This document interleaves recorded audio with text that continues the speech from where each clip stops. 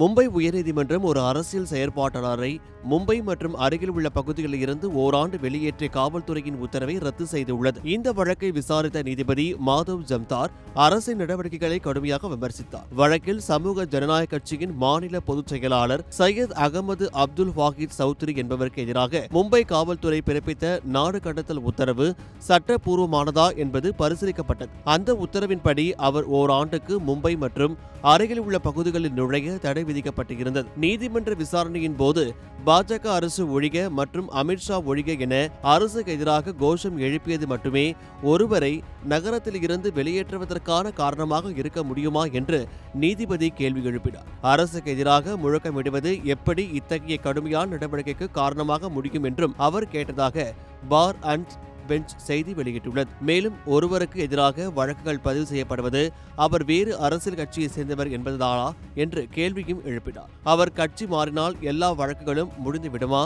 நாடு முழுவதும் எவ்வாறு அரசியல் குதிரை பேரங்கள் நடைபெறுகின்றன என்றும் நீதிமன்றம் விமர்சித்தது.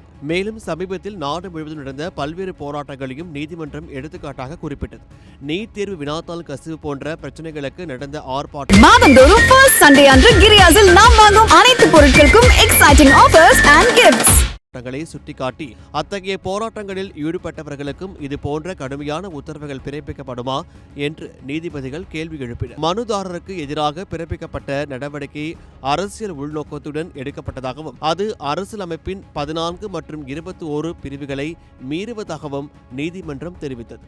இந்த பிரிவுகள் குடிமக்களுக்கு சம உரிமையையும் கண்ணியத்துடன் வாழும் உரிமையையும் உறுதி செய்கின்றன எனவும் நீதிபதிகள் குறிப்பிட்டனர். இதனால் அந்த நாடு கடத்தல் உத்தரவை நிலைநிறுத்த முடியாது என கூறி அதை நீதிமன்றம் ரத்து செய்தது.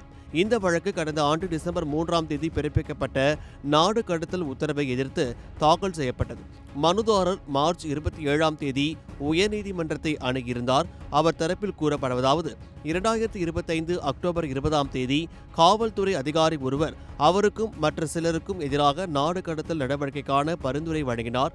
அதன் அடிப்படையில் துணை காவல் ஆணையர் உத்தரவு பிறப்பித்து 2 நாட்களுக்குள் மும்பையை விட்டு வெளியேறி 12 மாதங்களுக்கு நகரம் மற்றும் அருகில் உள்ள பகுதிகளில் தங்கக்கூடாது என அறிவித்தார். மேலும் 2019ஆம் ஆண்டு முதல் மத்திய அரசின் கொள்கைகளுக்கு எதிரான பல்வேறு போராட்டங்கள், பேரணிகள் மற்றும் தர்ணாக்களில் அவர் ஈடுபட்டு இருந்ததாகவும், குறிப்பாக குடியுரிமை திருத்த சட்டம், தேசிய குடிமக்கள் பதிவேடு, வக்பு மசோதா போன்றவற்றுக்கு எதிரான போராட்டங்களிலும் பங்கேற்றதாகவும் குற்றச்சாட்டுகள் முன்வைக்கப்பட்டு இருந்தன.